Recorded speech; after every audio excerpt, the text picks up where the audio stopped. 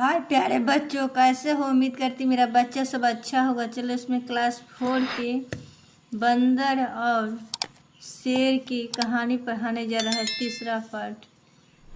बंदर ने फिर कहा, ऐसी बात नहीं है महाराज, यदि आपको मुझ पर भरोसा नहीं है तो मैं पूछ आपकी पूंछ से बांध देता हूँ ताकि मैं भागकर किसी भी पेड़ पर चढ़ न सकूँ। शेर को उस बंदर की बात समझ में आ गई।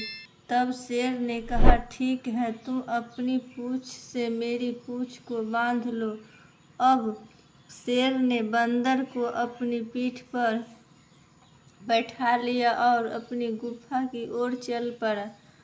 उन दोनों को गुफा की ओर आते देखकर सियार ने गरजकर कहा, बच्चों अभी तक रो रहे हैं, तुम इन्हें चुप क्यों नहीं कराती?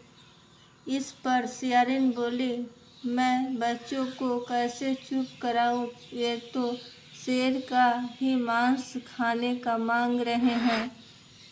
अब तुम ही बताओ, मैं भला उन्हें कैसे चुप कराऊं? तुम भी यहीं पर बैठे हो और बच्चों मेरी जान खा रहे हैं। तुम कोई शेर मारकर क्यों नहीं लाते?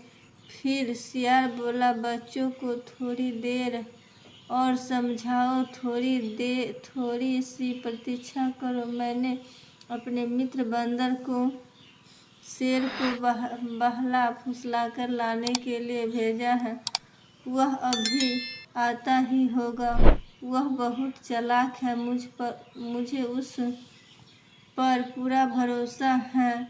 वह अपने साथ शेर को अवश्य लाएगा।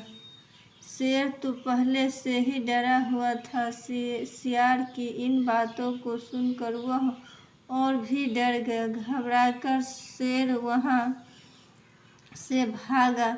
शेर की पूंछ बंदर की पूंछ से बंधी हुई थी। शेर के भागने से बंदर इधर उधर गिरने लगा, थोड़ी ही दूर घिसटते हुए गया और फिर उसकी पूंछ ही टूट गई। शेर को भागते देखकर बंदर भी अपनी तकलीफ भूल गया और तेजी से भागा। दोनों भागते भागते जंगल से दूर चले गए। सियार और सियारिन बहुत दिनों तक उनकी प्रतीक्षा करते रहे, किंतु वे फिर कभी लौट नहीं आए। सियार, सियारिन और उनके बच्चों शेर की गुफा में सुख से रहने लगे। इस प्रकार सियारिन अपनी बुद्धि के बल से शेर जैसे जानवर को भी भगा दिया। शिक्षा बुद्धि के बल से कठिन समस्या का ही समाधान हो जाता है। जय हिंद, जय भारत, वंदे मातरम। भारत माता की जय।